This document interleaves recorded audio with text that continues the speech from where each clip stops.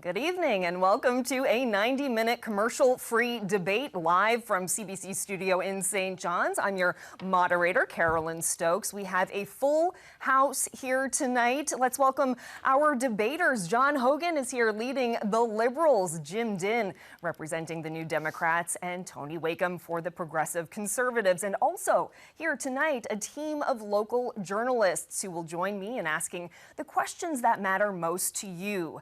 Ben Cleary is here from NTV, Cameron Kilfoy with The Telegram, and Russell Bowers of VOCM. Thanks so much for being here for what I hope will be an interesting and lively debate. And here is how it will work. A random draw decided the order. The leader who goes first will have 1 minute to answer the question before moving on to the second leader, and then I'll bring in the third. Now, my job will be to keep the candidates on time, on topic, and hopefully encourage some healthy debate. So let's get going with an issue that affects everyone. My name is Chioma Skinner. I'm a mom, I'm a wife, I'm a friend, and I live in Conception Bay, South Newfoundland and Labrador. For the election, what I find really important to me is the cost of living.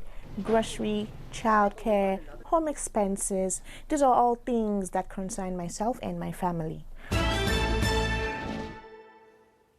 You know, we've been hearing a lot of promises in this election campaign. And Mr. Wakeham, this first question goes to you. How do you plan to ease the cost of living burden for people like Mrs. Skinner who are struggling? Absolutely. As I've traveled across Newfoundland and Labrador, I've heard lots of stories about people who are struggling to meet the cost of living. And that's why we've deliberately taken an approach to make sure that all of us will benefit from our reductions. We've turned around and said, we will turn around and increase the basic personal exemption to $15,000, the highest basic personal exemption on taxation in all of Atlantic Canada. And what that means, it means that you will pay no income tax on the first $15,000 of income you have. And we've gone further. We've gone out and said we will increase the seniors benefit by 20% and index it to inflation, because we realize that people are struggling, our seniors are struggling. And when it comes to other expenses that seniors should never have to pay, or no one should have ever had to pay, we will make sure that nobody has to see a private primary care provider without having to pay for it, like nurse practitioners they've had to pay for. Mr. Wakeham, thank you so much. Now the question to Mr. Hogan. Now the cost of living crisis happened with the Liberals at the helm. What do you say to people who can't make ends meet and wonder how their lives will get better if the Liberals stay in power? So, thank you very much for the question. It's a very important question and something that I've been hearing over the course of the last few weeks and during the last few months as Premier of Newfoundland and Labrador. And it's an issue we've tried to address as the government over the last few years, reducing things like costs of registering vehicles and already increasing the senior supplement and tying it to indexing it to inflation. So we've seen that people need some help. And we've also guaranteed that we're going to do new things with the re-elected Liberal government here in this province. Most importantly, taking the PST, the provincial sales tax, on everybody's power bill in this province. So every month now, you will pay 10% less than you did in the past. That's very, very important. And every single dollar will add up and it will be more money in people's pockets. People with families and people with children know how expensive it can be, and we've committed to making sure that children age kindergarten to grade 6 will no longer have to pay for school supplies, and we've provided free lunches for kids in school as well. Because children need to go to school, their parents don't need to worry about how they're going to feed them or how they're going to get the school supplies. Families need to know and parents need to know that their children are there just to learn. That's the most important thing. Okay, Mr. Hogan, that's your minute. Mr. Wakeham, I'd like to invite you to jump in and speak with Mr. Hogan. Well, it's great that after 10 years, they're starting to look at what they might do. Let's think about what they did. Let's think about carbon tax. Then they turned around and voted to increase it. Then they introduced the sugar tax. Let me tell you a story quickly about that, about a young family, a single mom who came to my office having picked up a $6 pack of powdered beverage and had $11 of payroll tax on it. Now they finally decided that they were going to eliminate that sugar tax, but only before the election happened. So these are measures that should have been done. When I think about the 300 fees that were increased, all of these measures have had an impact on the people in Newfoundland and Labrador. But we're not just stopping with the $15,000 of free income for the first 15,000. We're also going to turn around and make sure that our students are here, that we have paid work terms. Those are the things that matter to people, and that's exactly what we're going to do. Okay, Mr. Wakeham, thank you so much. We're going to bring in Mr. Dinn now. What would your party do differently to help people with the cost of living? It is ironic that Mr. Hogan, his first comment is about removing the HST and tax off home heating. And that's something that we brought forward in a private member's resolution 7 months ago. And MHA, Liberal MHA after Liberal MHA, said it couldn't be done, would not do it. We could have had 7 months of savings for people. So I find it a little bit disingenuous that this is now a platform. I don't trust that they will follow through on it. They had the chance to back it up, they didn't. The other thing that could save people money is signing on to the pharmacare program. Could have done that a long while ago. They're going to study it. They're going to see what the best deal is. Meanwhile, I've got a gentleman who walks by my campaign office on his way over to the dollar store to get a bag of hickory sticks because that's the only thing he can afford. He's a diabetic. Having something like that would be a significant help to his cost of living. But we've also got a suite of issues there. Mr. Dinn, I'm sorry, I'll interrupt you there. We just have another minute for all leaders to jump on in. I'd like to jump in, and it's not disingenuous. When I became Premier, I was able to find a way to make sure that we could take the PST off the power bill. So I did show true leadership in making sure that we could find that fix, find that savings for Newfoundlanders and Labradorians. Something that people want and something that people need. And as leader, I was committed to doing that, and I am committed to doing that. The same way we've done things like Aging Well at Home grants and provide money for people to pay seniors who are at home and pay for things like grocery delivery and shoveling their driveways and things that they might not be able to do to put some more money back in people's pockets. This is things that we have done over the past few years, and we've already listed a number of things that we will do going forward in the future. People wanted this 7 months ago. Right. People wanted this 7 months ago, and they couldn't find a way to do it until an election is called. It's pure and simple. They could have taken out, he's a cabinet minister, he sat in the cabinet, he had lots of opportunity to voice his concerns about that, could have had it done. And the pharmacare program should have been done long ago. All right, let's move on now. Let's bring in our reporter panel. This next question comes from NTV's Ben Cleary, and it's about the tentative agreement with Quebec over hydropower on the Churchill River. Ben. Thank you, Carolyn. Well, a former member of the Churchill Falls Independent Oversight Panel has called the MOU long, complex, and confusing. So my question is for you, Mr. Hogan. Why should people trust that this is a good deal when it's so hard to understand? So he's not wrong. It is a complex deal. There's a lot of moving parts here, but I think what I've been trying to tell people over the past few weeks when I've been asked questions about it is really let's try and boil it down to what it is. We've been screaming since 1969 to get a new deal on the Upper Churchill River. We all know how unfair that deal is, and we all know how much money has been lost over the last 60, 70 years on this deal. We now have an opportunity at our fingertips to tear up this deal. People say wait till 2041. Two things happen if we wait till 2041. There might not be a deal on the table, and we will certainly not get the extra $17 billion between now and 2041.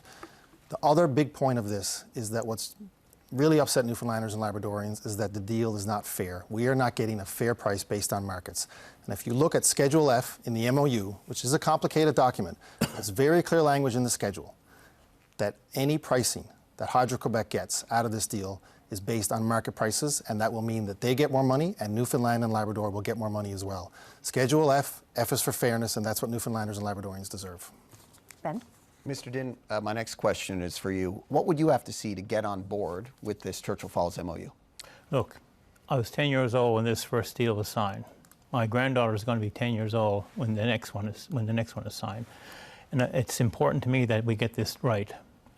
So here's what I would like to see. One of the things that we definitely that we forced the Liberals into doing, along with the independents, was to set up an independent oversight committee. So I want to see that oversight, that independence and that transparency. And yet, we had a member of that team, of that oversight committee, step down. There is a resignation letter. He stepped down 3 days after Mr. Hogan was sworn in as Premier. So my question now is, because that was part of our deal for supporting the process, as to what happened. Release the I guess the letter of resignation in its full, and let's make sure that there has been no political interference, because from my point of view, there can be no partisan politics in this. We've made it clear from the beginning, and trying to be the adult in the room, that this is going to be based on its economic merits, its business merits. Thank you, Mr. Dinn. I just want to interrupt you here and open it up for debate with Mr. Hogan. So I actually agree with Mr. Dinn. This is not a political deal. This is not a Liberal deal. This is a Newfoundland and Labrador deal, and we absolutely do need to get it right. And the MOU is the backbone for an amazing opportunity for this province, the likes of which we haven't seen and we will never see again, so we do need to get it right. That's why this government opened up the House of Assembly, which had never been done before for any deal in our province's history, to allow the experts and the architects to be on the House floor to answer questions about the deal. It wasn't about questions to ministers, it wasn't about questions to the Premier of the day, it was the questions of the people who constructed the deal. And I commit to the people of Newfoundland and Labrador that the final agreements will also come to the House of Assembly. And not only that, if I'm Premier, my entire caucus will be given a free vote. It will not be about a whipped vote for Liberal members, because the most important thing is not about party politics. It is about getting this deal right, not only for us, but for generations of Newfoundlanders and Labradorians to come. We owe them that. Ben, back to you for a question from Mr. Wakeham. Mr. Wakeham, you've promised to put the MOU to a public referendum. When would you do that, and how would you ensure that residents understand with full transparency the deal that you'd be asking them to vote on? Absolutely. Let me start off first by saying we will develop Gull Island, we will develop Churchill Falls, but we will make sure that any deal we negotiate will be brought and before an independent review by an independent panel. That's what needs to happen. That's what was recommended when you think back to the inquiry we had. One of the key recommendations of that inquiry was to make sure that any agreements we were entering into, any mega projects, we were prepared to turn around and have them independently reviewed.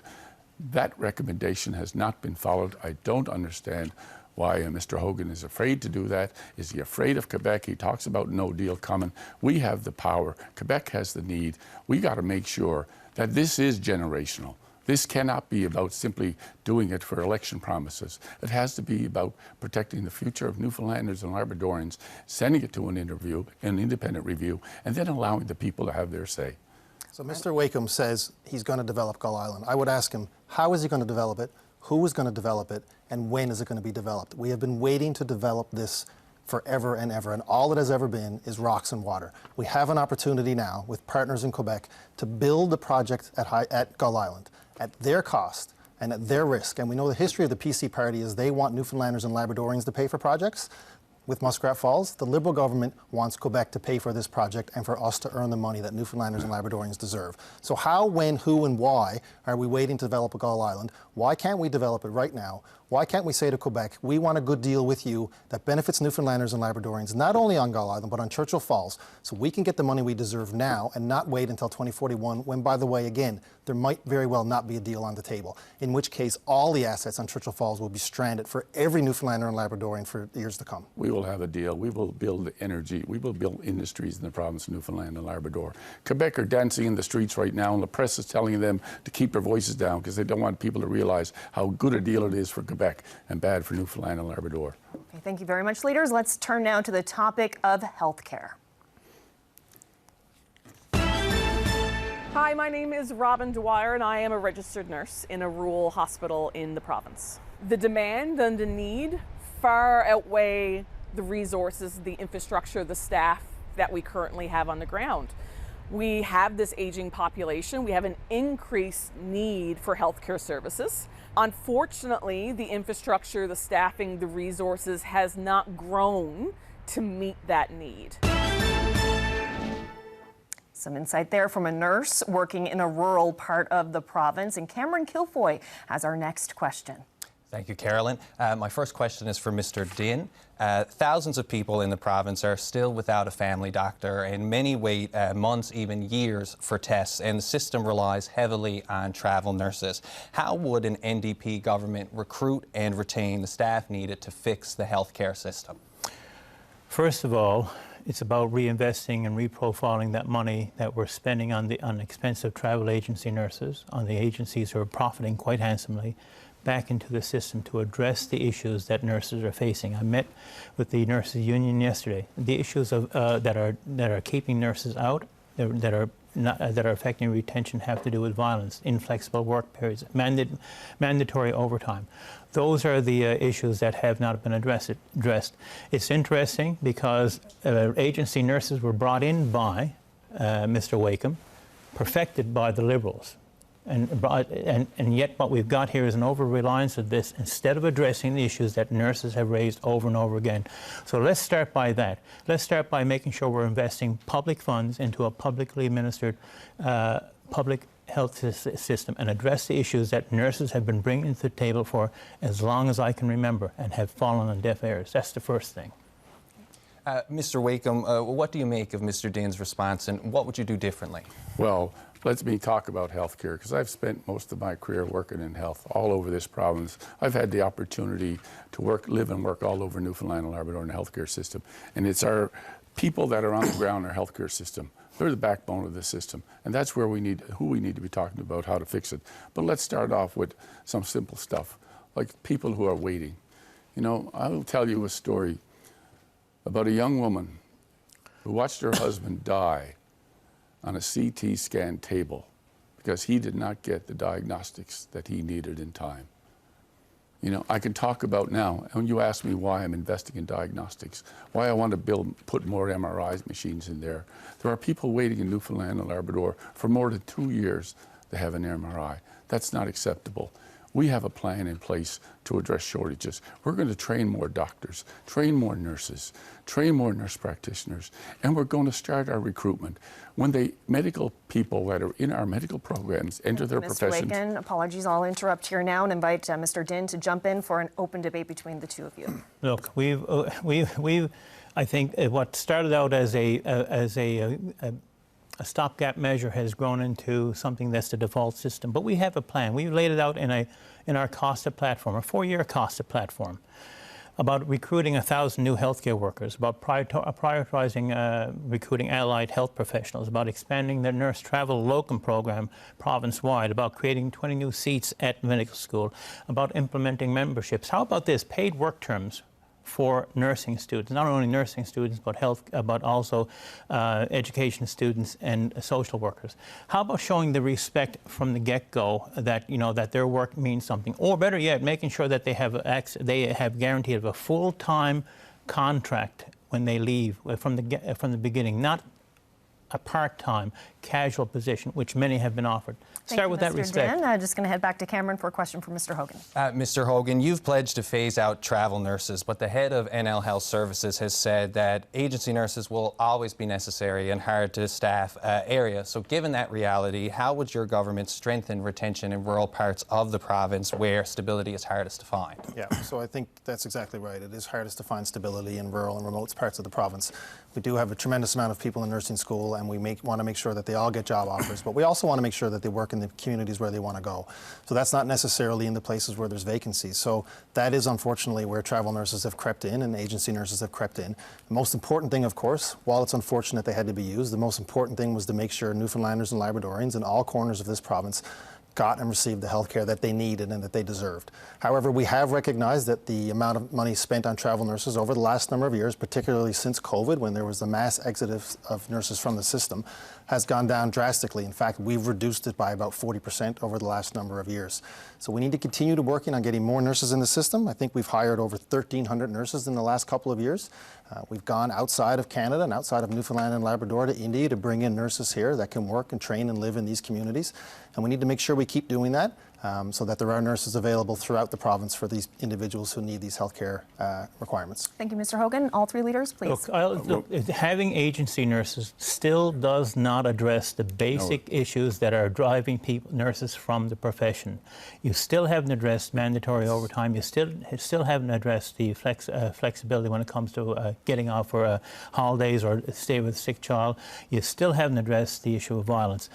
And the fact is the nurses union has actually offered solutions as to how you can staff for hard to fill remote positions. But let's talk about just a second. I was happy you had your point. I'm going to make mine. Let's talk about the fact that travel nurses are still being used all over Newfoundland and Labrador, while the registered nurses union will tell you that there are graduates who have not been offered full-time jobs. And when we talk about recruitment and retention, it's about developing that relationship with students when they enter that program, working with them as they go through their program to make sure we know where they'd like to practice and how they'd like to practice. That's what we're going to do. Thank you. Let's hear now from a mental health professional about concerns they would like to see addressed during this election. Hi, Hi, my name is Desmond Smith. I am a registered marriage and family therapist and co-owner of Landmark Counseling in Bay Roberts. And I'm really interested in having the mental health field more regulated and more accessible here in the province. We hear a lot in the province about mental health care through the lens of the new hospital, through the new addiction treatment facility, through helping law enforcement with crisis response teams. I'm really interested in making mental health care more accessible to the everyday Newfoundlander, the person who just needs support with whatever sort of mental health care issue they may be facing. And on that note, let's slide into the topic of crime and public safety. It's a conversation that's difficult to have without also addressing mental health supports. VOCM's Russell Bowers has a question for the PC party leader. Russell? Thank you, Carolyn, and good evening, gentlemen. As this person laid out, I mean, mental health and public safety are connected. We're seeing that through resources for police, people feeling safe in their neighborhoods, prison capacity, overworked Crown prosecutors and their staff. So I want to address various aspects of this. So, and what you all announced during the course of your campaign. Mr. Wakeham, we see drug-related deaths on the rise, crime and drug-related crime also on the rise. So you've pledged to hire more police officers. How will that solve root causes of crime stemming from things like poverty and mental health? To your point about crime in our communities, you know, once upon a time, if you lived in Newfoundland and Labrador, you watched crime on TV and you went to visit your family physician down the road. Now, we have crime in our communities, and if we want to get a doctor, we have to go watch a TV screen. That has to change. But crime, the National Police Association has made recommendations on the number of RCMP officers that they would see as additional needed in our province. We've taken that recommendation, adopted that recommendation. So that's exactly what we're doing, more RNC officers. But we've also committed to more mental health crisis teams, because the last thing you want having respond to you if you're in a crisis of mental health is a police officer. That's why these mental health crisis teams are so important, and we need more of them in the province of Newfoundland and Labrador.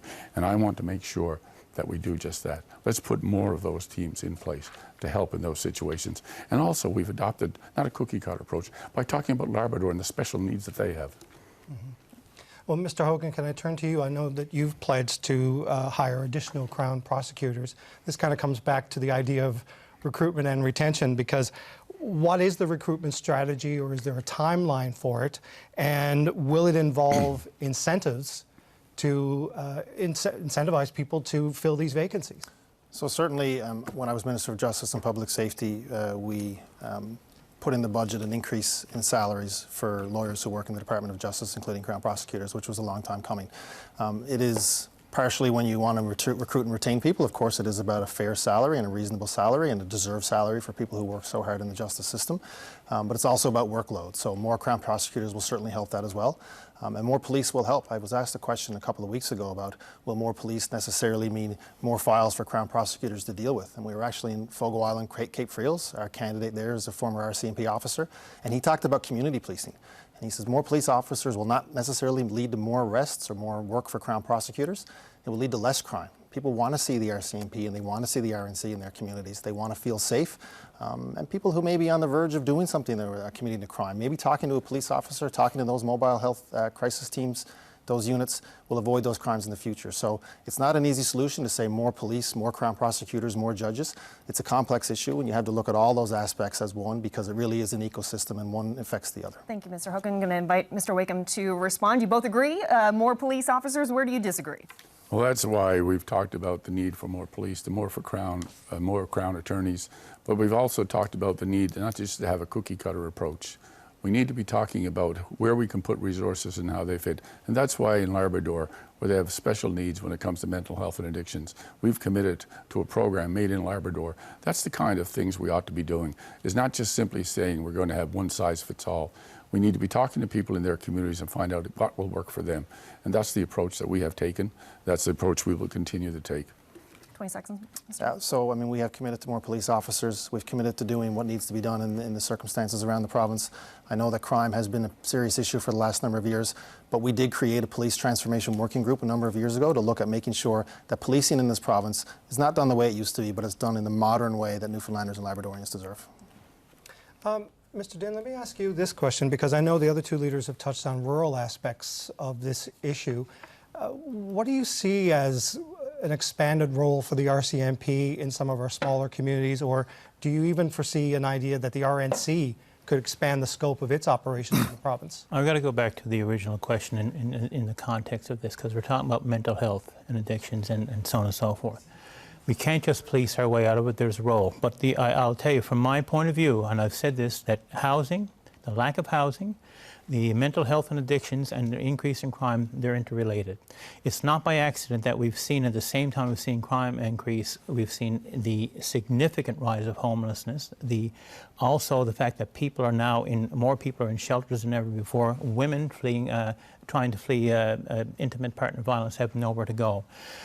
I'll draw your attention to this, but there's a role for police, but it's got to be part of the solution. And I go to St. Thomas in Ontario, where Indwell, a supportive housing project organization moved in, and the calls to police dropped. The police chief said that addressing the root causes such as mental health, addiction, and housing insecurity requires a coordinated approach, not just increased police resources. And this has been forgotten in this whole thing about addressing the root causes of this. Pure and simple. Mr. Dinn, I'll stop you right there and invite the other leaders to jump in. If I could, Mr. Dinn is not wrong when he talks about affordable housing and the need for housing. We saw that firsthand when we had the tents camped outside a Confederation building. But our government had no plan. There was no poverty reduction strategy. There was nothing. And at the end of the day, what did we wind up doing? We wind up rushing out, reacting, and turning around and signing a lease with a Liberal insider for a hotel, the Comfort Inn, which we spent $7 million a year in the lease and another $6 million in operating, almost $40 million, just because the problem. So I would take exception to that. They have no reaction. I would say what the Liberal government did is saw people have roofs over their heads and made sure that we acted quickly to put a roof over their heads. Should have had a poverty reduction Made sure strategy. that the wraparound services were there for those people. It was an issue where there was people living outside. They still are, and we still have work to do. But that was an immediate situation, and we took action to make sure that those people had a warm bed at night.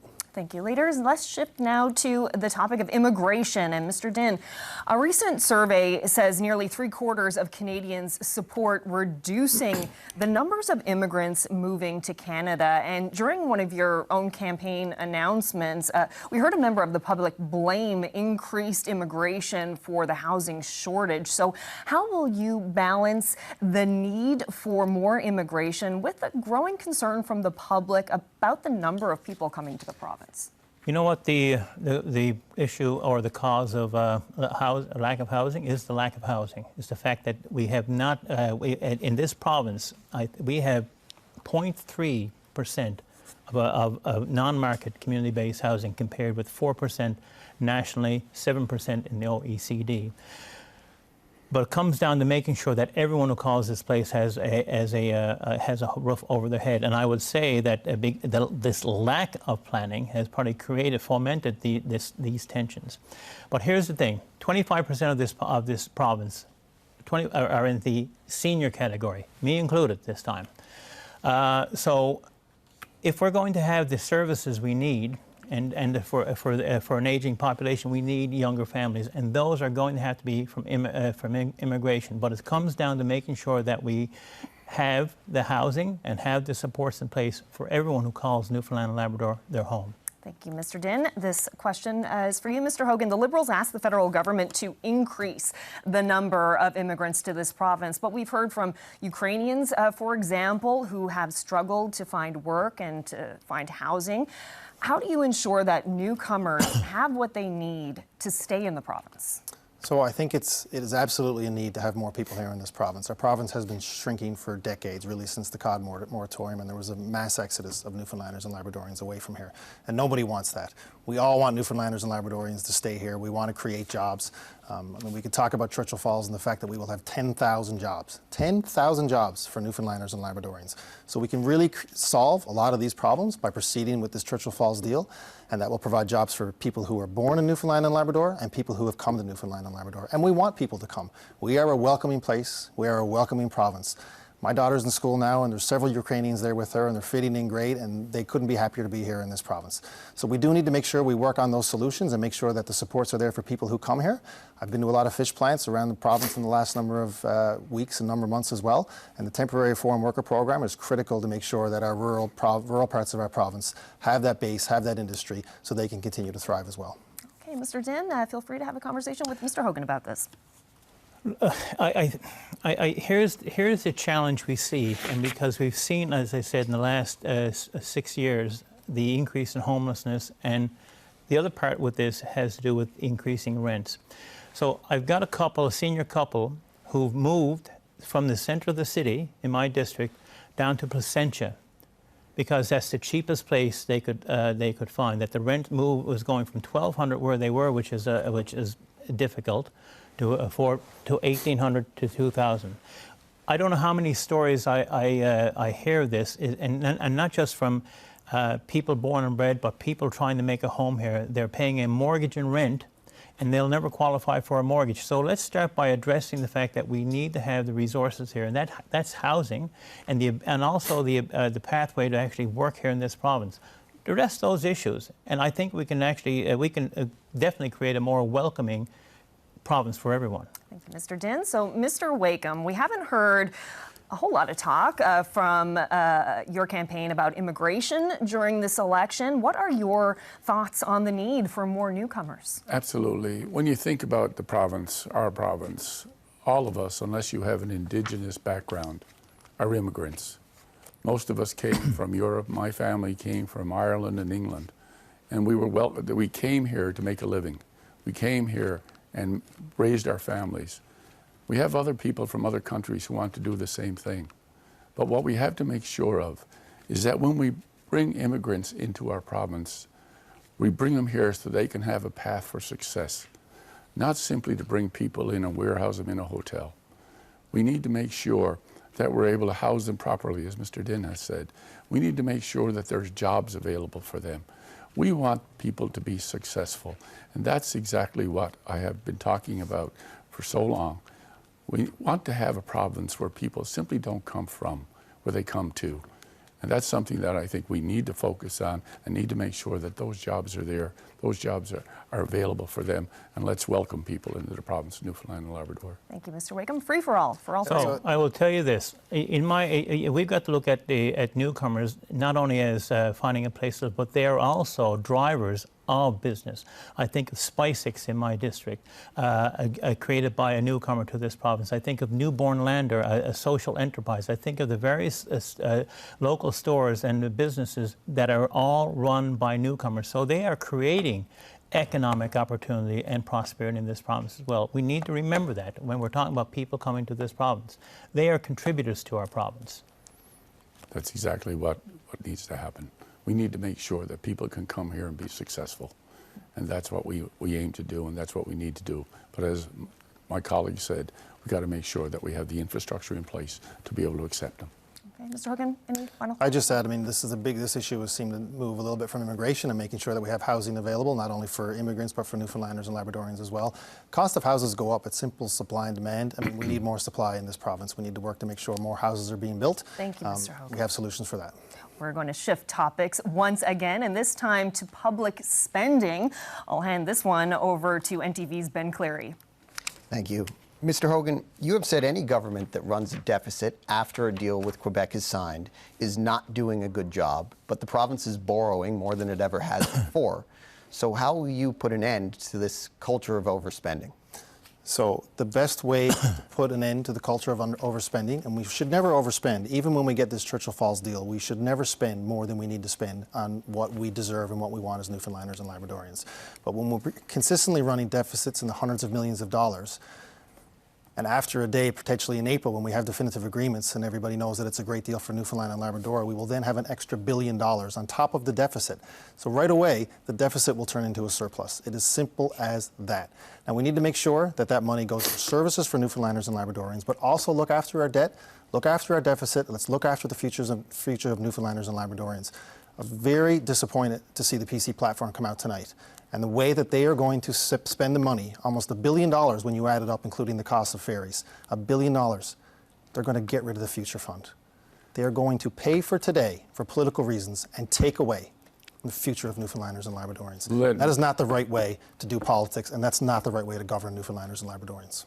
Ben? Mr. Dinn, the NDP have promised millions. Oh, sorry, this question is actually for Mr. Wakeham. Mr. Wakeham, you have promised millions as well in this campaign. Are the PCs, are the progressive Conservatives still fiscally conservative? Absolutely.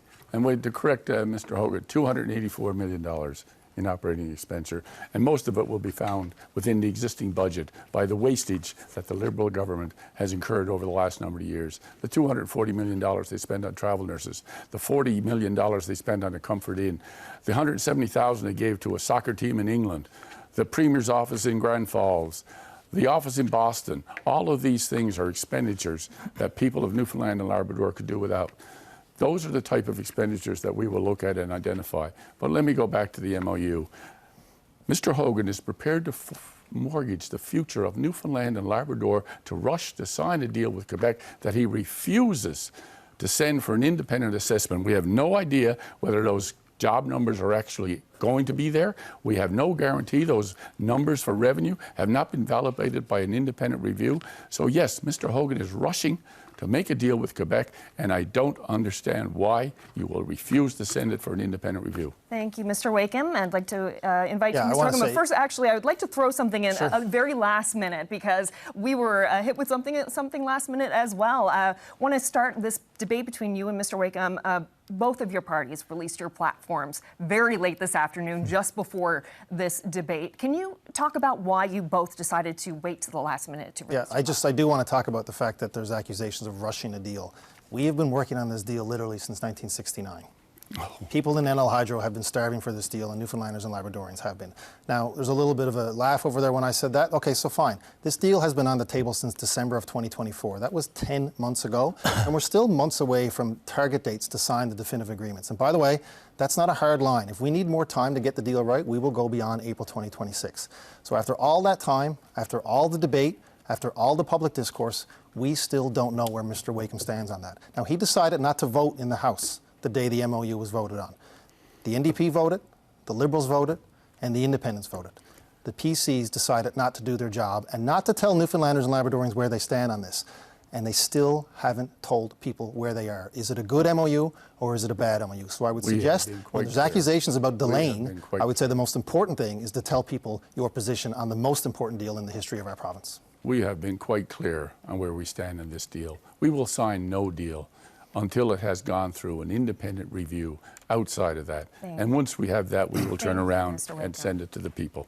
Okay, that's time there. I'm going to go back to Ben for a question for Mr. Dinn. Mr. Dinn, this question is now for you. The NDP have promised millions in new spending on things like healthcare, housing, cost of living. How will you pay for these commitments and address the debt?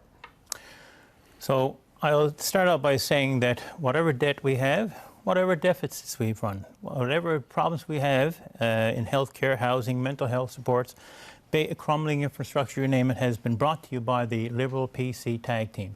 As simple as that.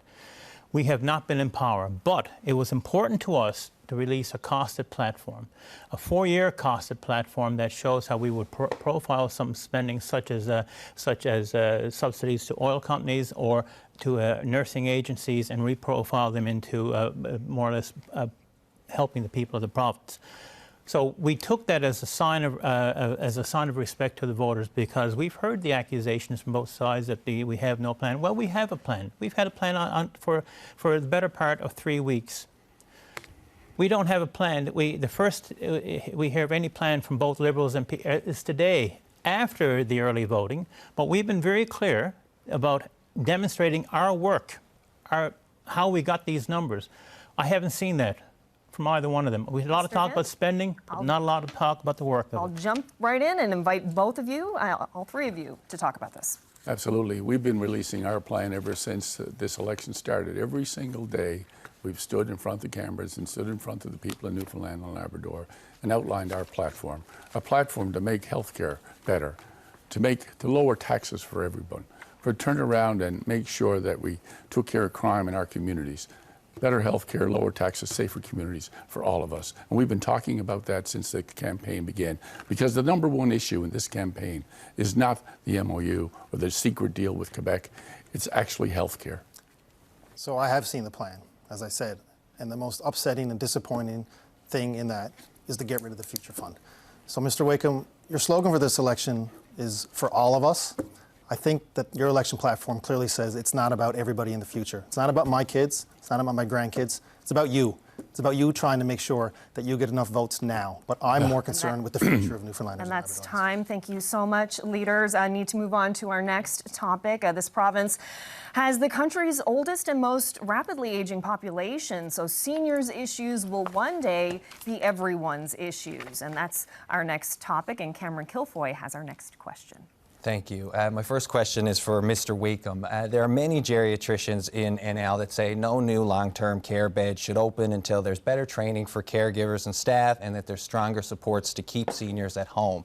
How would a PC government change the way that we care for seniors and ensure that they stay in their homes longer and that workers have the training they need? There's a couple of points I want to make on that one. The first one is when it comes to home care or home sports, we all talk about wanting to have seniors age at home, and that's used a lot. But in reality, until we make home care part of health care, because that's exactly what it needs to be, we need to make sure that our home care workers get the financial security they need, get the wages they need. We want it not to be simply a job, we want it to be a career. And we have to make sure at the same time that when we have enough workers that people are able to take advantage of that. And the supports that people need when their assessments are done, if they need to be reassessed. That's what we ought to be talking about, is how do we make improvements to that system. If we truly believe that home care is part of health care, then we will put the resources in place to make it happen so our home care workers feel valued and part of the healthcare system. That's how we're going to do it. Mr. Dinn, how would the NDP change the way that we care for seniors? Well, first of all, let's talk about making sure seniors have the resources they need to age well in their own homes. And we do have plans in our policies in our platform. But I'll give two stories. This young lady I met at a gas station, she's a home care worker. She's working at a convenience store rather than as a home care worker because she can make more money there and earn a living. There's the first problem. Or a couple I met out, both of them, husband and wife, who are home care workers, only getting 30 hours each, but not enough to buy a house at this point in time, not enough that one of them can afford to take time off from paternity leave if they need it. There is a problem. If you want to have workers, people to age well in home, anyone, disabilities otherwise, then you've got to make sure that the workers themselves are fairly compensated. And that means not just a decent wage, but also access to benefits such as health care and a pension. But the people I spoke to, they love their jobs. It's just that they cannot make a living at it. So the first thing, let's start addressing I'd like that. to invite Mr. Wakeham to join in and have a conversation with you. I agree with my colleague. And the other part of this is making sure that seniors can afford to stay in their own homes. Because the second part of this is providing the home care workers, but also making sure seniors can stay in their homes, which we have talked about earlier in terms of increasing the seniors' benefit stuff. But to go back to your question when it comes to our long-term care facilities, one of the biggest challenges of our long-term care facilities right now is our staffing models. When we think about the staff and how overworked our staff are, and whether or not there's enough of them to actually do the jobs they're being asked to do, we know that people going into long-term care now are sicker, are more frail than they were years ago when they went in. But that hasn't been addressed. That's one of the things that I've committed to with the Nurses Union, with NAPE, and with CUPE, is to turn around and make sure that we have the right staffing model in place for the seniors that are in our long-term care facilities. Mr. Hogan, you've promised on the campaign trail to establish a licensing and monitoring body for long-term care and personal care homes to ensure that standards are met. Beyond that promise, how would your government make sure standards lead to better care and not just more red tape? Yeah, so tremendously important to make sure that people are being provided the best care, the proper care, and quality health care in Newfoundland and Labrador, and most importantly, our seniors. I've said, as I've traveled across this province, some seniors have built this province. They've worked in these communities throughout our province. They've raised families there, and they deserve and they want to remain in not only in their communities, but in their homes. So we want to keep them in our homes, and this government has implemented things like the Aging Well at Home grant. It's just $400 a year, and I've pledged to increase that to $800 a year.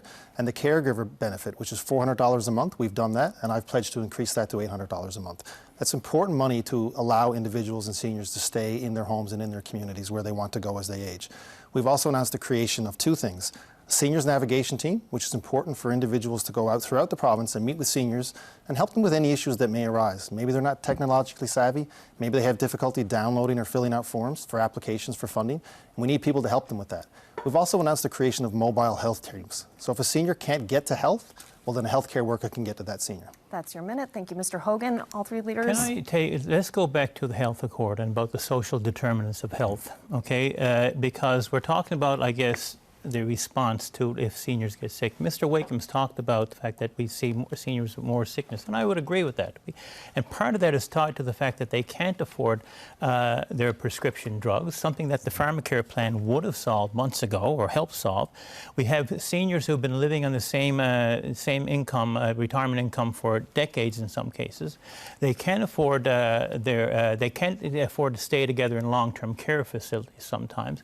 But it comes down to making sure that they can afford food, that when you look at a senior's benefit, that's increased by 25%. It's about getting at the source from the get-go so that we don't have as many people needing to go into long-term care. Shouldn't that be our goal? Shouldn't that be our goal? That's exactly what I said, and that's why these grants allow individuals to stay at home for longer, so they don't have to. They're insufficient. That's time. Thank you. Staying with our reporter panel, here's Russell Bowers from VOCM with your next question. Russell. Thank you, gentlemen. We should talk about Labrador.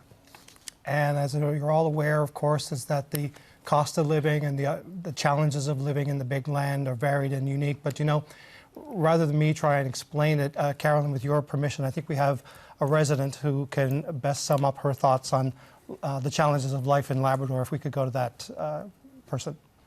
Hi, everybody. My name is Elizabeth Saunders. I live in Happy Valley, Goose Bay, Labrador. Food tends to be cheaper on the island versus the Labrador portion of the province. You go up the coast of Labrador and food is ridiculously expensive. How can we help our people on the coast? Thank you, Elizabeth, for your thoughts. And I want to start with Mr. Hogan. Elders have trouble finding Indigenous food sources, and that is just a small challenge. But what's your response to what Ms. Saunders had to say? Yeah, so I think that what I believe as a Liberal and a member of the Liberal Party in Newfoundland and Labrador, if I can sum it up in one word, is fairness. People should be able to pay the same amount of food regardless of where they live, regardless of who they are, regardless of what their background is. Everybody should have the same opportunities to go to school and to develop their minds and develop their skills, to get good jobs in this province so they can contribute to the economic well-being of other Newfoundlanders and Labradorians, whether it's healthcare, education, access, and food, as this lady raised. We need to make sure that everybody is treated fairly. I know things are more expensive in Labrador. I've been to Labrador a number of times and talked to people there about this specific issue. We certainly heard that with regards to the cost of flying back and forth, even from Labrador to the island, which is why we implemented a lower cost ticket allocation for people in Labrador to reduce that cost as a pilot. Now, to be honest with you, when I went to Labrador, people said, that's great, thank you, but it might not be enough in the long term, so we may very well have to revisit that. And that's why it's a pilot, and that's why it's important to listen to people in Labrador talk about how it is to live there in remote, rural parts of our province. Mr. Dinn, if I could turn to you on that, because certainly there are a lot of recruiting and retaining professionals or issues around that for anyone who wants to make Labrador a home. So, I mean, how does a fiscally challenged government address these issues and lower the financial burden for people living on the North Coast and throughout Labrador? Well, Two things I'll say about that. You know, when we talk about fiscally challenged, we're either going to pay for it now or pay a lot more later for the problems that come with it. That's the first thing. But we do have, again, I go back to our platform, 4 years costed, and it does address some of the issues such as housing and more affordable not-for-market housing. But I'll go to Labrador West, where I've had the chance to visit, and I've heard the MHA for Torngat speak eloquently about it in the House of Assembly. But yet up in Labrador West, if you're working in the mine, it's difficult to find an affordable house, but you've got a better chance. A bungalow that's selling for over $500,000, that's outrageous to me. So, but if you're working at a job that in the service industry, good luck. So let's talk about addressing the housing shortage up there, and that's part of our housing plan. Let's talk about making the cost of medical travel a lot cheaper, so people can actually get to their appointments without paying out $1,600 a shot, and then struggling to get their companion. That's your to come minute, along. Mr. Dinn. Care to respond, Mr. Hogan? Yeah, so Labrador West specifically, I think when you talk about high cost, it certainly is the high cost of housing in that part of the province. And it's not only that, it's where to build more houses and more units. We've heard those conversations as well in Labrador West. And that's why they really want this MOU to go through on Churchill Falls. They've been screaming for more power. And with more power comes more opportunity, more mining opportunities, more jobs, and the ability to build those houses that people need and people want. What they do want in Labrador West is that there's seniors there now who went there years ago, and it used to be all fly in and fly out, but they've chosen to stay there and raise their families and their kids and their grandkids. With all due respect, we need to build houses for them. Smaller seniors' houses is what they're asking for. When he was in, raised over and over, I don't know how many times about the need for housing. I don't know how many times a person has to repeat it before the message sinks in. And still nothing has been done, or very little to address. So that's not true. We've just provided extra funding for infrastructure so they can build houses. Just provided. Thank you. Right. Russell. Mr. Wakeham, as we've talked about, the fact your party's platform came out today. So for anyone in Labrador thumbing through the manifesto, what would you point to them as this is this is our priorities for Labrador? Absolutely. We've talked about the investment we're going to make in Labrador for mental health and addictions, which is a huge issue in Labrador. We've announced the tax freeze, first $15,000 income for all of us. We've turned around. But when I think about it, and one of the big things that we haven't talked about is healthcare.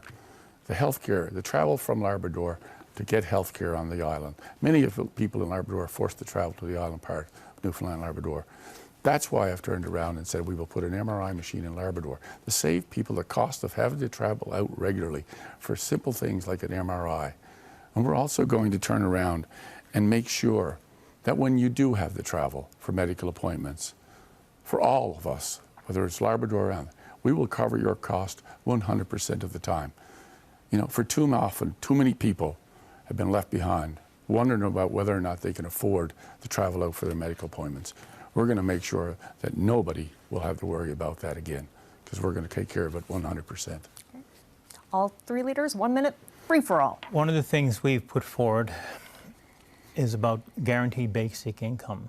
Now, Mr. Wakeham's party had a poverty reduction plan, and I will give him credit. It actually reduced poverty. It worked. But I will say this, to even discuss the guaranteed basic income, a concept that would benefit, I guess, people all across the province, the Liberals had to be dragged into it kicking and screaming. And even then, it wasn't until the last minute that we completed the report. But there are recommendations there that we put forward that could actually help us address some of the issues, because a lot of the issues we're talking about, whether it's food, housing, it comes down to an income issue. But if we're talking about affordable housing, then let's talk about rent controls and vacancy controls, so that rents are not forcing people into homelessness. Mr. Dinn is right. We had a poverty reduction strategy that was considered one of the best in the country. The Liberals scrapped it. We intend to bring a poverty reduction strategy back in. And that's time for this topic. Well, from the north coast of Labrador to the North Shore, let's hear now from some voters living in Conception Bay North. Hi, my name's Haley Poudan, and I am from Adams Cove. I recently moved here during the Kingston wildfires.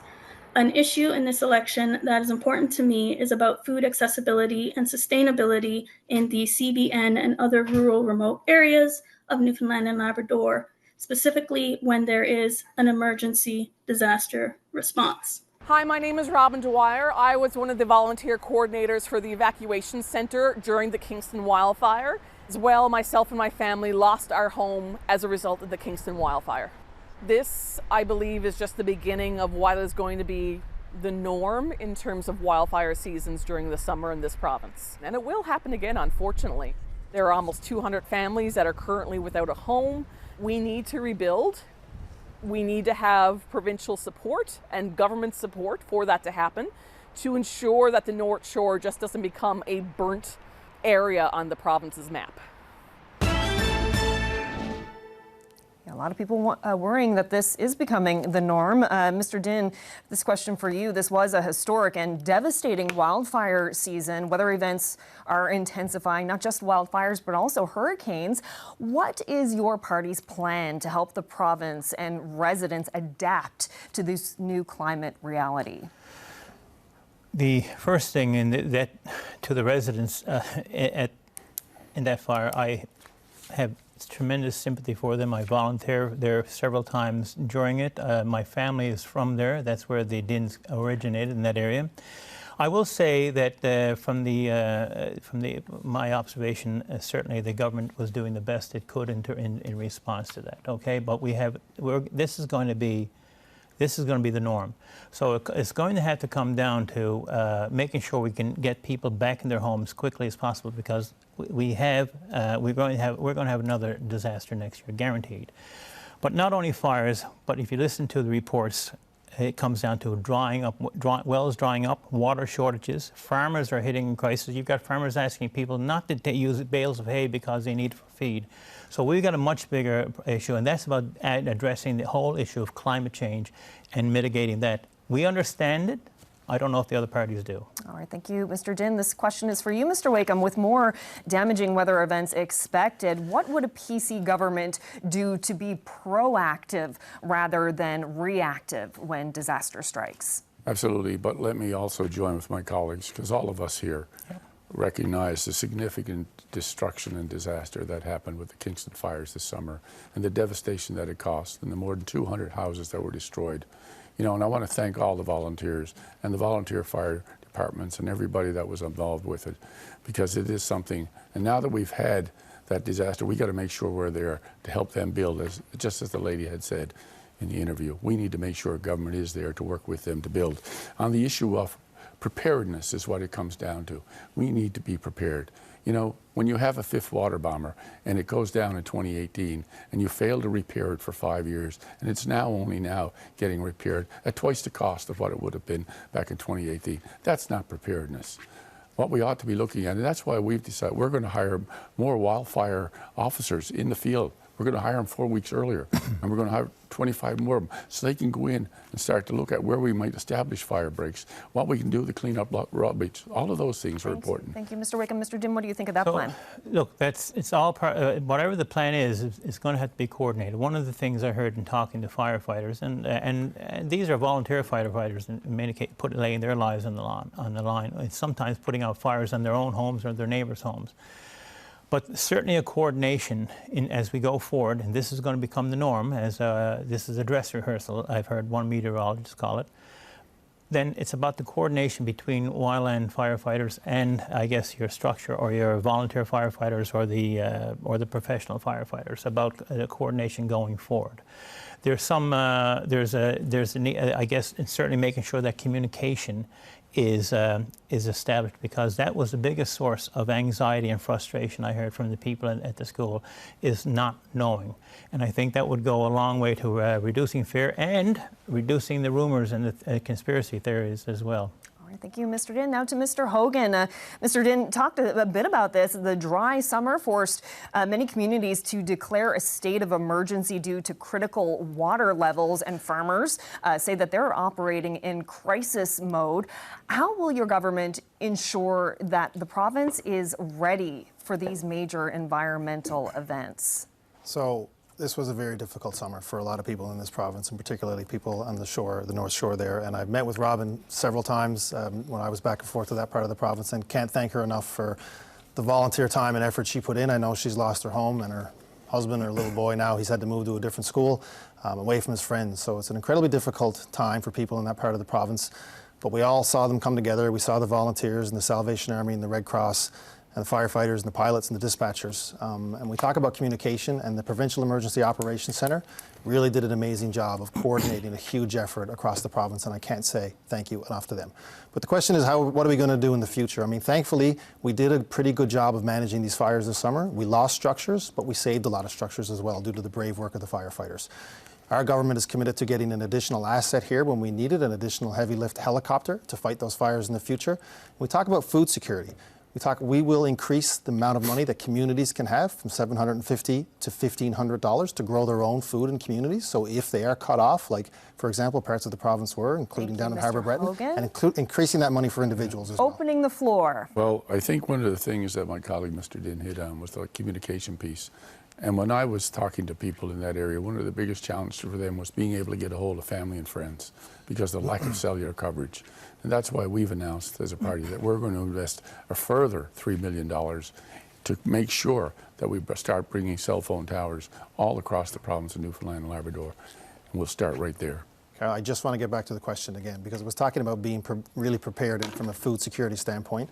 I also heard from farmers on the other side of this province, on the west coast, in the last few weeks, talking about the drought and the severe effect it's had on hay and feeding their livestock. So we have committed to working with them to make sure that that supply chain doesn't break down in the future, so we can have our own food grown here in Newfoundland and Labrador, because over the past 2 or 3 years, we have seen entire peninsulas and entire communities get cut off. We need to make sure that doesn't happen in the future. And that's time. On to the next topic, which is a similar topic. Of course, we saw hundreds of homes lost in those fires this summer. So let's stay on the topic of housing, and we go to NTV's Ben Cleary for our next question for Tony Wakeham. Thank you. Mr. Wakeham, there are over 2,500 people on the wait list for NL housing, and many units in use are old or need repair. So how will you increase public housing to meet demand and maintain what already exists? Thank you for the question. It's amazing that when you think about the number of units that we have, and it goes back to, as my colleague talked about, a poverty reduction strategy. And housing is part of that. Unfortunately, the Liberals did not have a strategy. We heard them in the House of Assembly announce that they had built some 700 and plus homes, and the actual number turned out to be less than 20. At the end of the day, we have a housing issue that we got to talk about, the suitability of issues. How many houses that Newfoundland and Labrador Housing Corp had in their inventory that were actually not repaired in time, that actually had to be torn down because of states of disrepair? How many others have not been repaired on a timely basis? And then we got to make sure we look at, can we make sure how we divvy up those houses? We have single people staying in 3-bedroom houses. You know, we got to start looking at how do we make sure we match up the need with the inventory that we have and build new ones, especially for seniors. Seniors cottages worked in the past. Seniors communities worked in the past. Let's get back to that. Let's work with developers. Let's work with others to make sure we do those things. Mr. Dinn, how would you address that wait list that's 2,500 people long? Well, in our platform, we've established establishing a NL Homes, which would be a standalone and self-sustaining, self-financing corporation that would build these non-market homes, community non-market non-profit homes to address this shortage. 1,000 a year is what we're looking at. The problem we see, because Newfoundland and Labrador Housing, I think, where it's been brought into government, it seems to be unable to do it. This organization would not be tied to the provincial debt, it would be self-sustaining. But here's the thing, down on Livingston Street, 3 fires in 3 years in Newfoundland and Labrador Housing. One was sold to a private investor, the other was leveled, with no plans to rebuild. And another one recently caught on fire, and I don't know what's going to happen to that. There seems to be a lack of will or political will to actually rebuild the stock and repair the stock of Newfoundland and Labrador housing, which will go a long way to address this. I'd like to invite Mr. Wakeham to join in with Mr. Dinn. Absolutely, and that's what we've been talking about. Jim and I both agree on this point, that it's all about affordable housing, but it's also about a housing crunch, as was alluded to earlier, because we have to look at the full continuum. We have seniors in our province, and especially in Labrador, that are looking to downsize, and they want to have something that they can afford to move into. And that's where we talk about seniors' cottages, freeing up Crown lands for developers, freeing up Crown lands for towns, so that we can build those seniors' cottages and people can actually move into them. That will free up their homes for others to buy. And then we could also talk about building new, but it's got to be the full continuum. That's why we need to do this. Any final thoughts, Mr. Dinn? Look, the other thing, I'll get into it in this, is let's start looking at rent and vacancy control, something that the Liberals have refused to bring in, which would keep people from being evicted and stabilize that housing issue. Thank you, thank you. Mr. Hogan, the province needs to build thousands of homes to keep up with demand. How would you work with private builders to make that happen? So absolutely, as I said earlier, this is a supply and demand issue. There's a reason houses are going up in cost is because we don't have enough of them. We need to increase that supply. I've heard from communities and town councils across this province that they're frustrated by how long it takes to get to Crown land and to give them an approval to build land in their communities. So we announced a couple of weeks ago with Greg French, our candidate in Terre-Neuve, who probably knows more about the law on Crown land than anyone else in this province, about a plan to make sure we know exactly what is and what isn't Crown land. And when we know that, we have to make that land available for Newfoundlanders and Labradorians. It's their land. If it's individuals, or if it's communities, or if it's contractors, let's make the land available. We have plenty of it in this province, and let's build houses. We need to make sure as well that NLHC is not just building low-income houses, but affordable houses for Newfoundlanders and Labradorians as well. And the last thing I'll say, we announced a major projects office this week. I think we can include in that building numerous houses, building big chunks of houses in various parts of the province. They are major projects, it's needed, and we need to streamline the process to make sure they get built now and they get built fast. I can only remember the whole, when the government said they built 750 housing units. I remember it because I lost my speaking privileges as a result. They only had 11. So I hear the promises, I hear the commitments. I haven't seen the actual responsibility because we still have the spending on emergency housing shelters has tripled, over tripled from 4 million in 2019 to 14 million now. And the number of beds doubled. These are people without a home. Right. So where's the plan? We've known about this for so long. You've known about it. Your party's known about it. And only now we've got plans. For a second. One of the biggest issues, too, facing people is the red tape. I had a developer call me up. He had approval to build 8 housing units, income support housing units, affordable housing. He put the roof up, he had the walls up, and then he waited 8 weeks to get the final permit. He wound up laying off his staff. We got to eliminate that. Just want to let this conversation continue for a moment. Mr. Hogan, there was a few attacks directed at you there. Do you care to respond? Yeah, so we have done other things to make sure that there's housing being built here in this province. We've provided residential rental property rebates, provided housing development loan programs, unlocked surplus government land already and buildings as well. We've established the homeowner assistance program and provided secondary and basement suite incentives. So we have taken initiatives.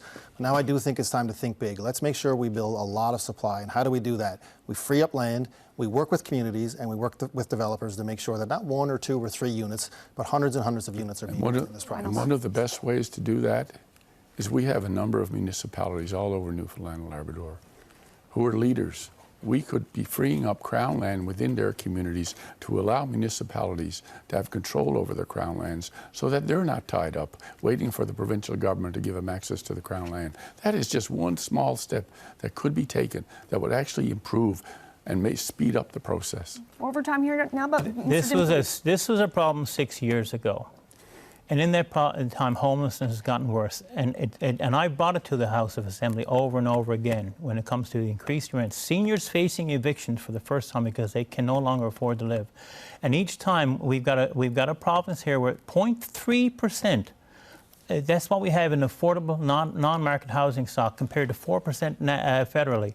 If you want to think big, what we're offering here in our platform is thinking big, but making it more non-market, community-based housing that's going to take care of the deeply affordable and supportive the housing that people need. Not something that's profit-driven, and I understand that, but it's not going to help the people who are at the verge of losing their homes. Okay, thank you, leaders. And here's a possible solution to consider. This is coming from a voter living in Newfoundland and Labrador housing. My name is Tina Han. I live in Newfoundland and Labrador housing in Center City, St. John's. It's called Buckmaster Circle. There are kids in this community that are in poverty. There's kids in this community that do not get 3 meals a day. There are families here that depend heavily on school lunch programs and breakfast programs. I cannot tell you the last time I actually bought a 2 liter of cow's milk. If the government implemented some sort of guaranteed basic income where nobody can fall below a certain threshold, that would help. Some big concerns there, specifically for families with young children. So let's stay on that topic and go to the telegrams. Cameron Kilfoy for our next question. Thank you. Mr. Dinn, affordable childcare remains a major challenge. We spoke with one expectant mom on the Avalon who's straddling nearly 200 wait lists, and that's in her 4th month of pregnancy. How will you create more affordable childcare spaces to ensure parents who want to return to work can?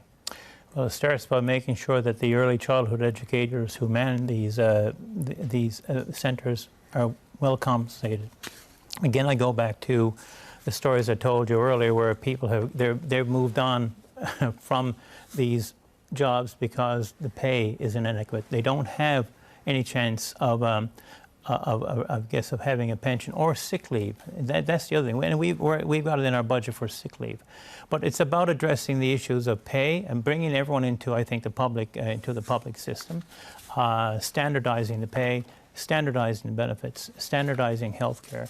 A lot of the healthcare workers, or not healthcare workers, but early childhood educators love the job. My granddaughter is finally into a regular $10 day childcare, and it's a huge help to to my daughter, but to anyone, any professional. It's about having that affordability, but that means you've got to compensate the people, especially if children are our most valuable resource. Mr. Hogan, what do you make of that response, and what is the Liberal strategy for creating more affordable childcare spaces? So we've been working on this strategy ever since we partnered with the federal government to create more spaces in this province for Newfoundland and Labrador children and families, and to reduce the cost. I'm the only one up here that is actually paying for childcare costs right now. I have a little boy who's in daycare, and you know what? My daughter was there too not too long ago, and we had a bit of a struggle to make sure that we could find a space, and there was months where we didn't, and we were on that wait list. So I know the struggle, I know the strain it puts on families when one parent can't go to work, which means you're not getting the income that you would expect. You have to stay home with your kids, where you could be paying $10 a day to get them in that space.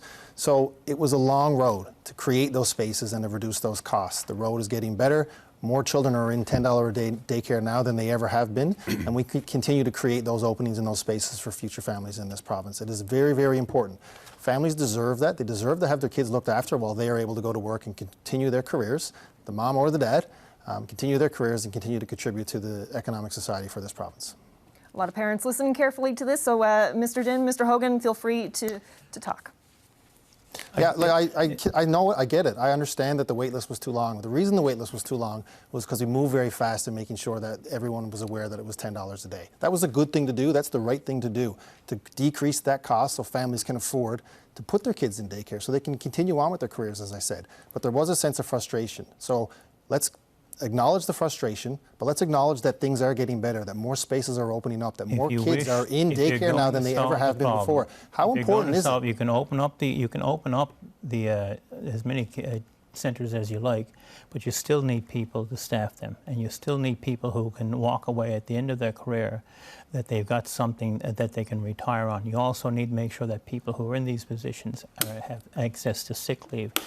Anyone, and I as a teacher I would know this, that next to small children, they are vectors for all sorts of disease. So it's easy for a teacher and early childhood educator. Sick leave is absolutely essential. So those benefits would make the profession a lot more attractive. With all due respect, it's not just teachers who know it. Parents know it. Families know it. I know it because I talk to these individuals every single day. I'm talking about the people who work there. We're going to open it up for a debate between all three of you in just a moment. But Cameron, you have a question for Mr. Wakeham first. Yes, Mr. Wakeham. The province is committed to $10 a day childcare, but families say that doesn't help if there's no spaces available. So beyond funding, how would a PC government make sure there are enough childcare spots and that the early childhood educators are supported to stay in the field? Absolutely. Let me tell you what we have outlined. I have met with parents and I have met with operators of childcare centers. And one of the biggest challenges we have childcare operators who want to expand. We have child care operators who want to open, but they're being hung up by the red tape associated with all of the procedures and everything that they have to go through to get licensed to open up. We need to streamline that process. Yes, we must have regulations. We must ensure the safety of our children, but we also must find it a way to streamline the process. I've heard from other operators who are part of the $10 daycare who do not get paid on time. They have to pay their staff, but the government has failed to pay on a timely basis to them. Those are real issues. And when it comes to early childhood educators, we have put in our platform $5 million to work with operators to develop a pension plan for childhood educators, so we can early childhood educators, to keep them in the field. Those are just some of the things that we've talked about. Okay, let's get this full debate going again. Let it loose. Yeah, so everybody knows early childhood educators and teachers are so important for our kids in this province and really in the country. I mean, they are spending more time with our kids than their parents are, in all honesty. They're there all day from 9 to 5 in some situations with after-school care as well. They do need to be compensated, they do need to be treated with respect, and we need to make sure that they realize that we know how important they are. But the system is getting better. As I said, we have a lot of kids in daycare that we didn't have a few years ago. The number is now up to over 11,000 people. So not only are those kids being looked after, families are saving money. They're saving almost $6,300 a year. So it's an affordability issue, it's a fairness issue, and it's a child care issue all at the same time. I think I go back and when we were first elected in 2019 and affordable, when we had a minority government, and at that time the Liberals came to us about some sort of confidence in supply. Our demand at that time was a $25 a day childcare. Couldn't be done until there was an election. So my fear is that in the rollout of this, the planning hasn't always been there. And that's time. Thank you so much, leaders. We're going to transition out of that topic now to transportation. For the next question, let's go to VOCM's Russell Bowers. Russell.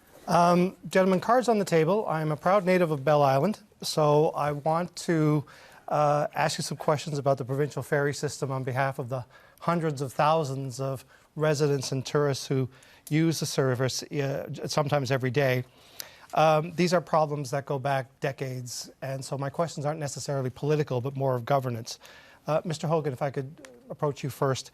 Over the last 10 years, there have been residents and crews who have said that fleet maintenance either isn't done right, or when it is done, it's done at the height of tourist season, and so the ships are out of service. If we turn to government, how can you assure ferry users and residents that you'll reform the Department of Transportation and the way it runs the provincial ferry system? Yeah, so your question is premised on the fact that it needs a great deal of reform. I think we need to make sure that people who use the ferries are using ferries that are safe, are using ferries that are reliable, and I know that they're using ferries that are priced appropriately and fairly non-expensive for individuals who do need to travel back and forth from all remote parts of this province. When we talk about ferries, and I mentioned earlier that the PC plan includes almost $1 billion in new spending. Mr. Wakeham tried to correct me, but he is committed to building 4 new ferries, $60 million each. Now, the issue with that is that $60 million is for the cost of ferries 15 years ago. 15 years ago. So we all know since COVID, prices have doubled. They've certainly doubled in the last 15 years. So that cost really now is at least another $250 million for 4 new ferries in this province. And he can't explain how he's going to pay for that. So we do have ferries that work. We need to make sure that they're accessible for people who use them. And we've committed to a swing vessel in the event that these ferries do go down, which does, of course, happen time to time. So that swing vessel will be available to move all across our province in the event that it's needed. Well, Mr. Wakeham, I want to jump on that promise or pledge that you've made to acquire 4 new vessels. Under a previous Tory government, 2 identical boats were purchased, one for a route that's 90 minutes and one for a route that's 20 minutes. So before making any purchase, what's your commitment to getting input from ferry users on the appropriateness of these vessels and also getting the input from unionized crew?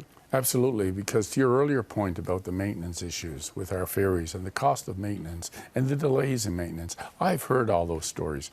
I've spoken to the workers that work in the Department of Transportation that work on those ferries, and they will tell you, why does it take so long for a provincial ferry to be repaired? Why is it so long? Why does it build up? And we have all these breakdowns. And then Mr. Hogan's point, if he wants to continue to allow ferries to be running on our system that are more than 50 years old, that have continued to break down, to continue to cause grief, pitting one community against the other, I'm not prepared to do that.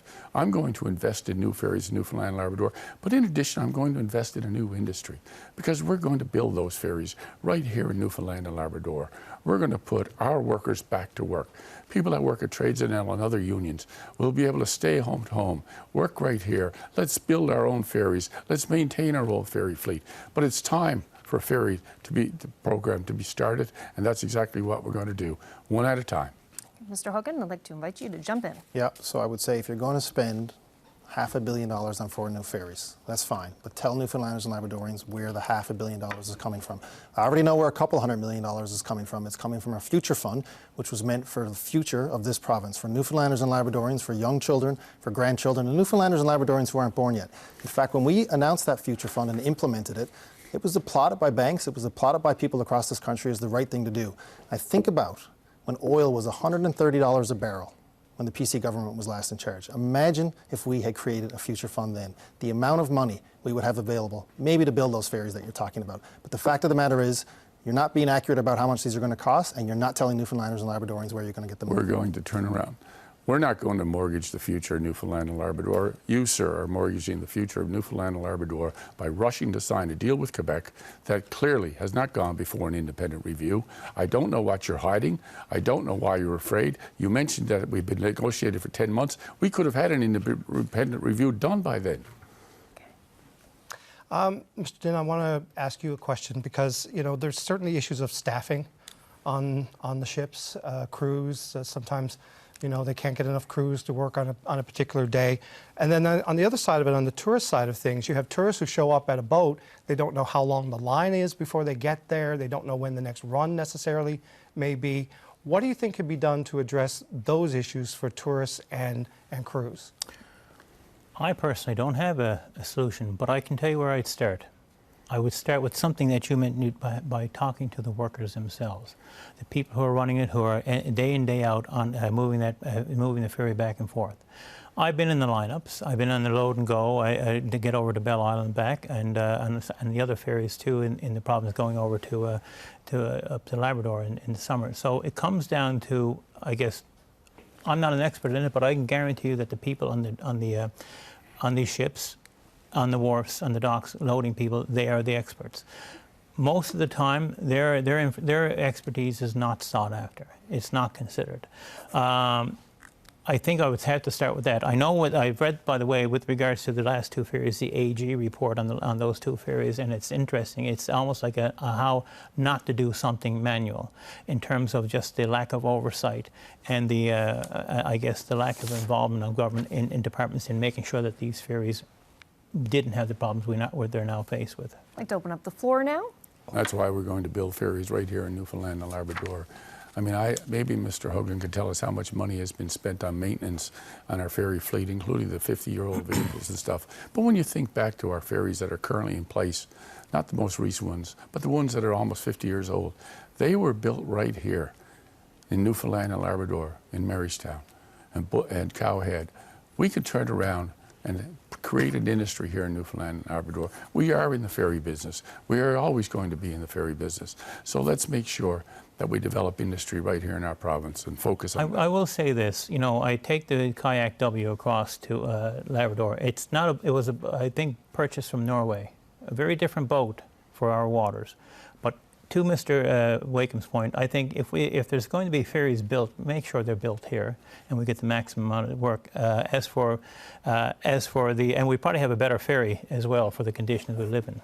Okay, well, it's really clicking along here tonight. We're coming to the end, and that ends this debate portion of the evening. So I want to thank the leaders and our local journalists, NTV's Ben Cleary, the Telegram's Cameron Kilfoy, and VOCM's Russell Bowers for their contributions to this evening's debate. And thank you also for the comments and the questions from you, the voters. So we're going to turn now to closing statements from each of our party leaders. The order has been selected at random. You each have a little more than a minute to make your final pitch. So tell us why your party should lead this province. John Hogan, we begin with you. Thank you. Thanks for the opportunity tonight, and thanks to everybody, and thanks to Mr. Wakeham and Mr. Dinn as well. And I'm standing here tonight because I truly believe the Newfoundland and Labrador dream is right in front of us. It's within our reach. What is that dream? To me, I think ahead 20 years from now. I picture my children, your children, living just down the road in safe streets, and not living and working in other places in the country like Toronto or Fort McMurray. I think 10 years from now, when every tradesperson in this province shares in the prosperity that's been created by 10,000 new Churchill Falls jobs. We have more funding for healthcare, more funding for our communities, and a more affordable life for everybody. I think ahead to 5 years from now. We are charting our own course, and we're the envy of Canada, with a balanced budget and no more deficits ever. I think ahead to a few months from now, when we will eliminate provincial sales tax on electricity rates, saving everyone 10% on their electricity bills right away. Do not let anybody take this dream away from you. I am the leader standing here who can deliver on these promises. And for decades, we know Newfoundland and Labrador has been haunted by 1969. This deal will change everything. We can move forward with diligence and a plan that delivers results, or go back to the old ways of missed opportunities, reckless gambles, and put everything we've already achieved at risk. I believe in this province. I believe in our potential. And I believe that together we can build a strong and fair Newfoundland and Labrador. Thank you, Mr. Hogan. Mr. Wakeham, your final thoughts. Thank you. I want to thank you, Carolyn, the moderator. I want to thank our panelists, and I want to thank my colleagues here, both John and Jim, for participating, and thank you for the questions. My questions now are for the people in Newfoundland and Labrador. After 10 years of Liberal government, is your health care better? Do you feel safer in your own communities? Is it easier for you to make ends meet? I want to run to be Premier of the Newfoundland and Labrador because I believe that everyone in our province, all of us, should have better access to health care, lower taxes, and safer communities. I'm a kid from Placentia Bay. I grew up and lived here in Newfoundland and Labrador and was able to work all over Newfoundland and Labrador, including Labrador. And during that time, I was able to raise my family here. And I didn't have to leave the province of Newfoundland and Labrador to do that. And I want more people to have that same opportunity. As I have said, I want our province to be somewhere where people simply don't come from, they come to. A place where people want to live, not leave. And so on October 14th, I ask you to vote for change. Vote for a PC government. Thank you very much. Jim Dinn, you will end us off. Thank you, folks. Thank you to my colleagues, the journalists, and for people who tuned in.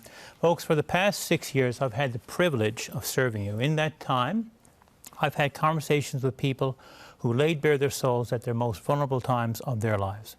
And I want you to know I have heard you.